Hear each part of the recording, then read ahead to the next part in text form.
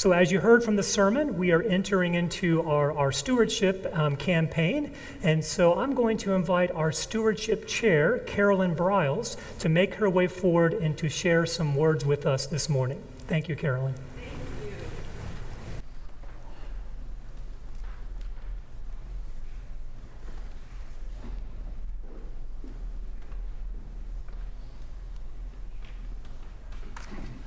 I can tell James was reading.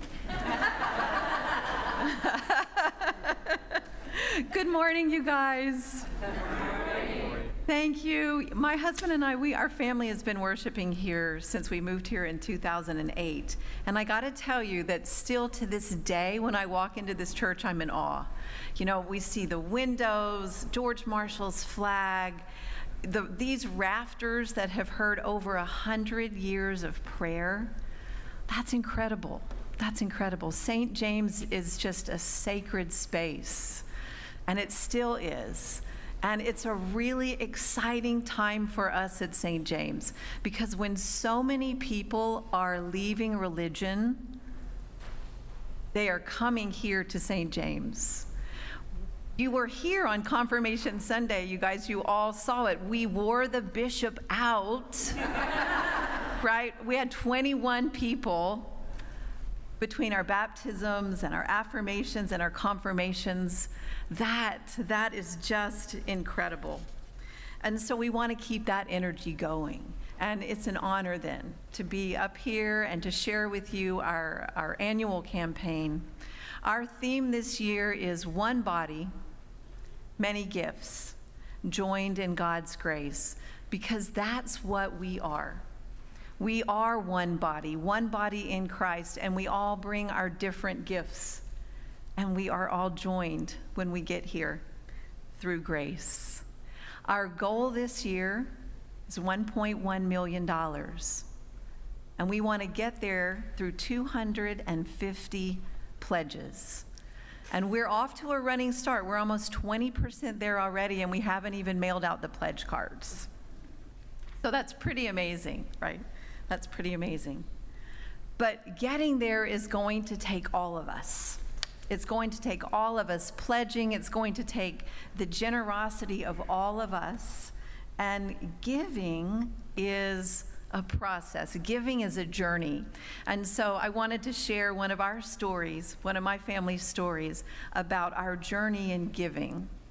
So our boys were in elementary school, and we had fallen in love with St. James. We'd fallen in love with all of you, and we were giving our time and we were giving our talent.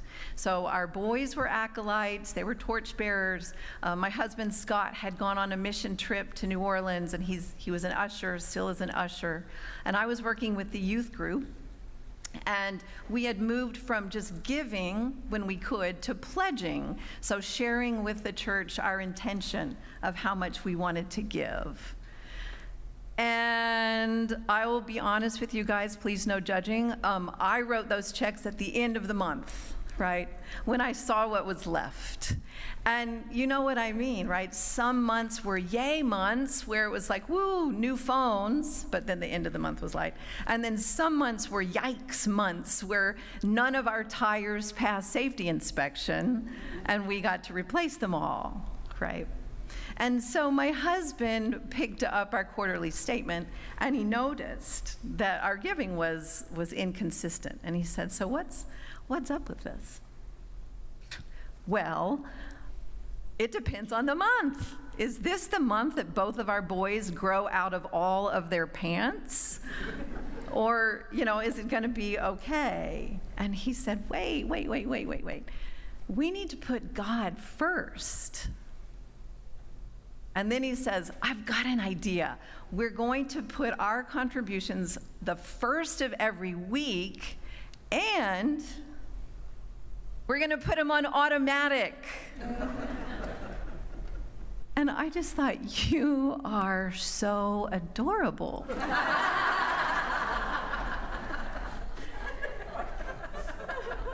But he really meant it. And he said, no. We've got to make sure the important stuff comes first. All right. So that's what we did. And I would love to tell you that money dropped out of the sky, but extra money did not appear. But what did happen was that we always had enough. And even more than that, all the things that were not important, they got quiet. The things that were important got loud, and I couldn't even hear the chatter about the unimportant stuff, our neighbor's new car, our friend's Disney cruise, right? That wasn't even in my mind. The chatter just went away. And I felt so much more at peace with everything, with our family. I felt so much more balance, such a better sense of priority in who we were. And so that's what happened to us when we put the important things first.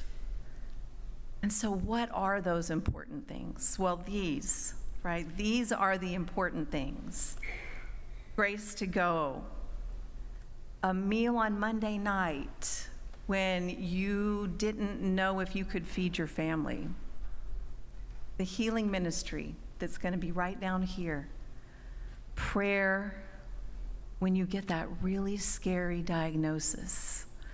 What's important is comfort on the day that you bury your best friend.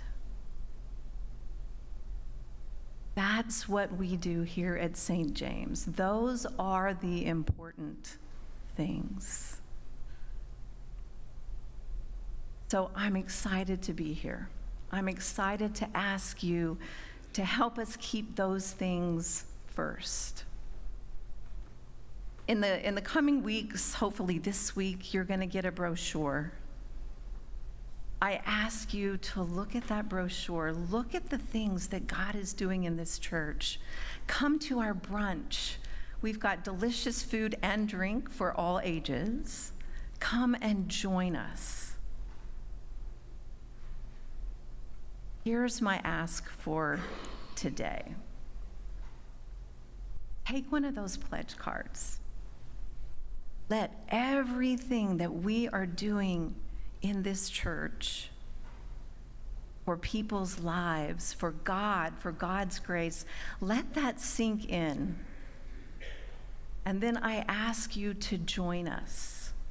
Join us in keeping the important things first. Be one of our 250. We are one body with many gifts, joined by God's grace. Thank you all so much for your support.